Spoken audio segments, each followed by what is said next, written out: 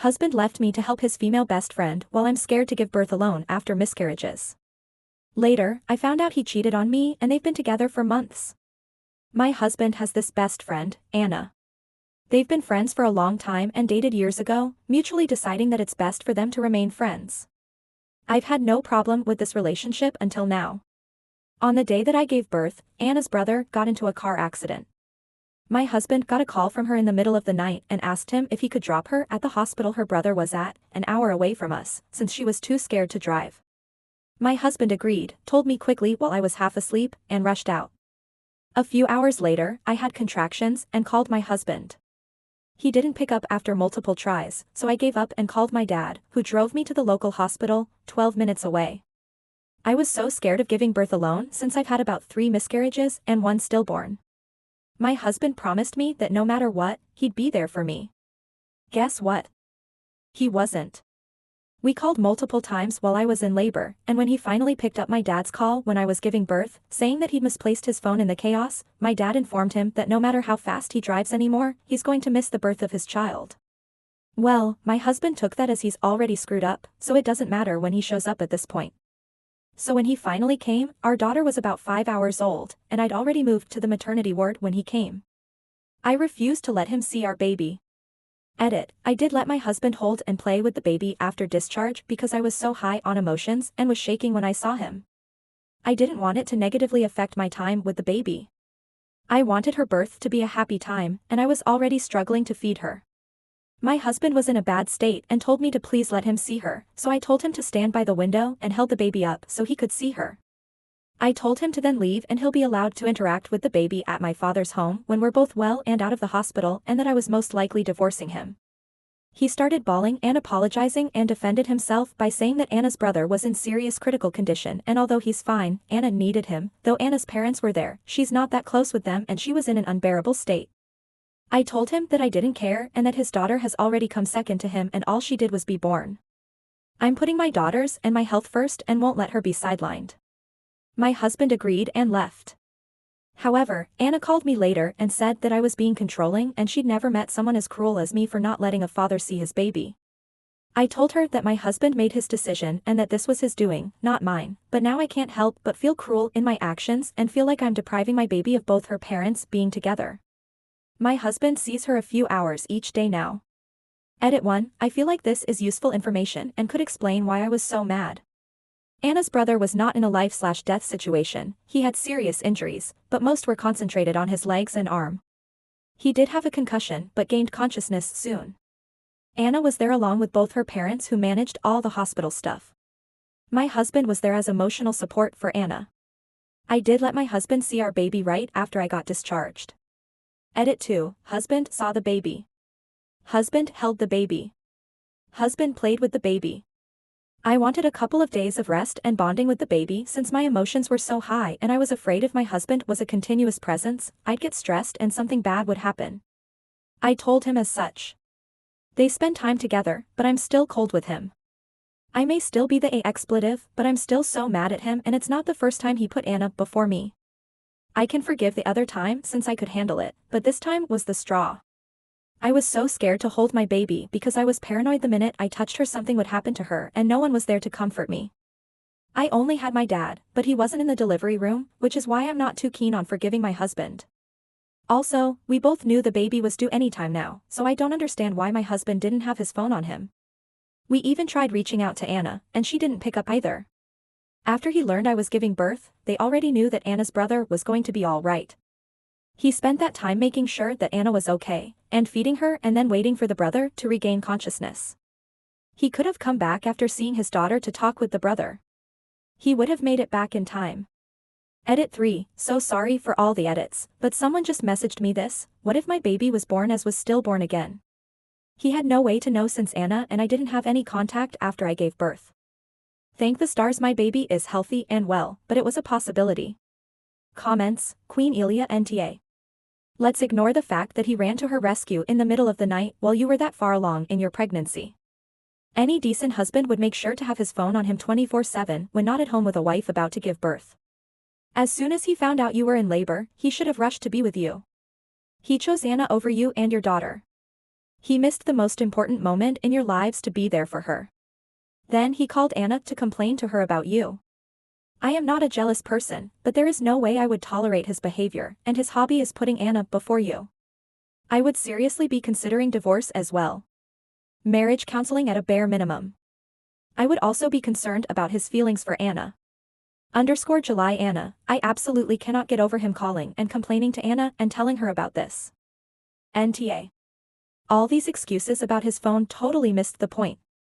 He shouldn't have been running off to support Anna at all. She was supposed to be there to support her parents, and she didn't need your husband to support her.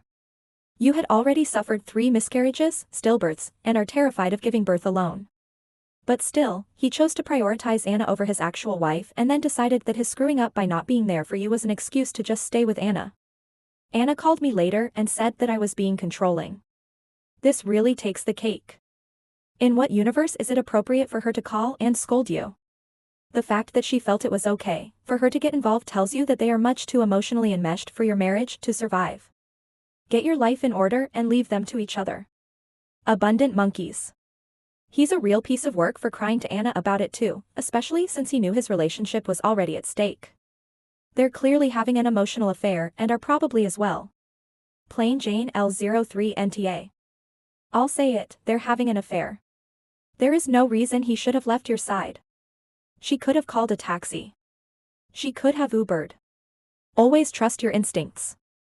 By the way, the fact that he went back to her after his argument with you tells me all I need to know. If you want more details, I can answer in a comment. Thanks, everyone, for your kind words and advice. I will be moving back home and filing for full custody.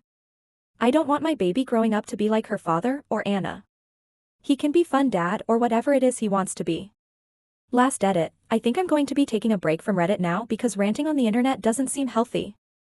Thanks, everyone, for their support. I'll take it from here. Comments Paramelon, his wife has multiple miscarriages and a stillbirth, and he still decides to have an affair and miss his child's birth? And his affair partner decided to call his wife and complain about how mean the wife is to her poor misunderstood spouse? G1 Gastal, yep.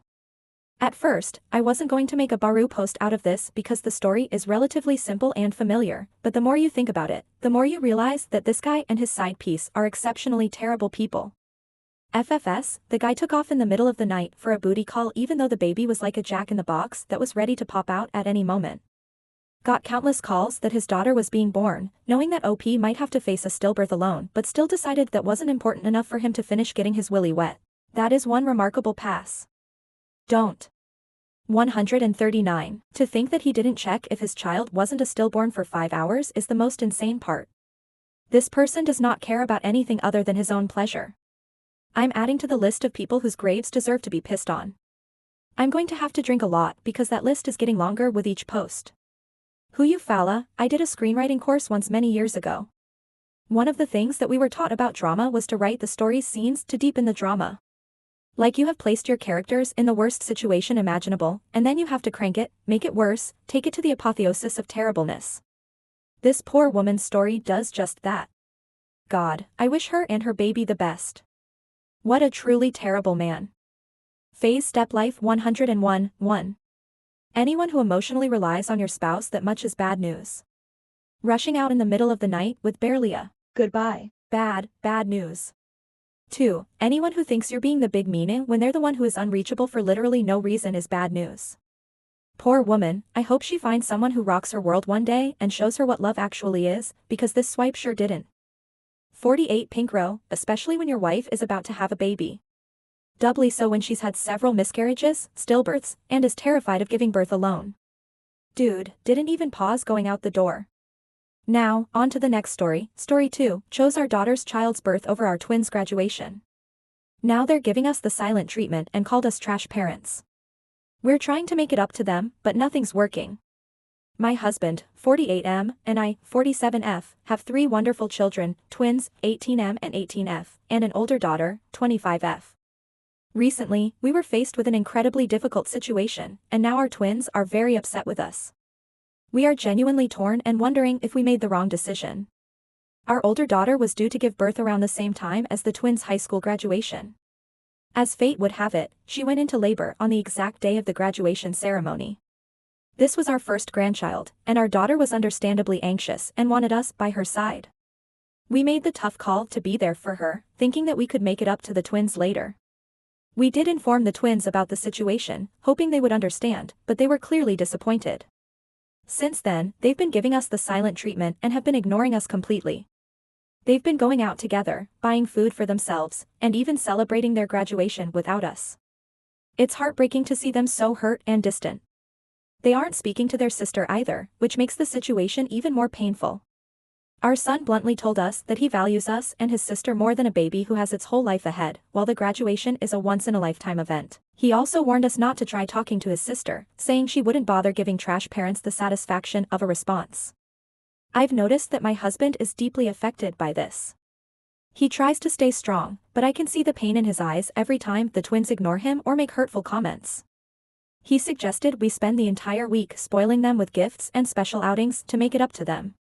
We thought maybe we could do something special to show them how much we care and to celebrate their achievements in a different way. Unfortunately, this idea didn't seem to bridge the gap either.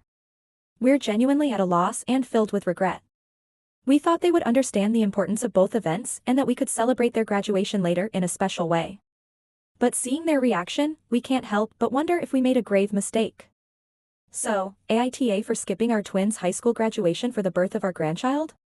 We are deeply saddened by the rift this has caused in our family and are seeking advice on how to mend it.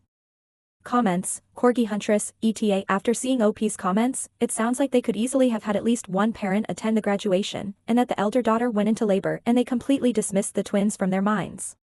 I'm also guessing from the twins' reactions that the parents make a habit of putting the twins second or third or last. UDA, why didn't at least one of you go to the graduation? Did your daughter have a husband or boyfriend there? Why couldn't you have left long enough for the graduation? Was she in serious labor by that time? To clarify, our daughter's boyfriend left her when he found out she was pregnant. When she went into labor, we both rushed to be with her, and in the moment, we weren't thinking straight. We were overwhelmed and wanted to support her through the birth of her first child. Looking back, we realized that one of us should have gone to the graduation. It was a major oversight on our part, and we deeply regret it. We were so focused on being there for our daughter that we didn't consider the impact our absence would have on the twins' important day. We know we are the in this situation and we're trying to find a way to make it right. Amazing Maple, UDA, both of you talk about favoritism. I know it seems like it, but we really don't have favorites. We both love our children equally. We were dumb and made a decision on the spot, and we regret it a lot. Falling into top, UDA, was your eldest daughter literally giving birth while your twins were having their graduation ceremony? You couldn't have gone to see them graduate and then go to your eldest daughter's side? Does your eldest daughter have a significant other, the baby's father, or a best friend that was also with her while she labored? Kind of crappy of her to not realize it's her sibling's graduation and insist that you attend. You could have stayed in contact over the phone. One of you could have gone, and one of you could have stayed and FaceTimed the ceremony. You could have asked someone to livestream the graduation. Just not go at all if there was a way you could have, while also making sure your eldest was not alone. UDA, even though it was unintentional, you basically just showed your twins that your elder daughter is more important to you than they are. This was a once-in-a-lifetime event for them both, and you chose to be elsewhere. Labor takes a long time, usually. You could have told your older daughter that the family would be there after the graduation, or one of you, either yourself or your husband, could have gone to the hospital while the other went to the graduation instead. Your twins were likely some of the only people who had no one there supporting them during this important occasion. It's going to take a long time before you will even come close to making this up to them. Update, first of all, thank you to everyone who read and responded to my original post.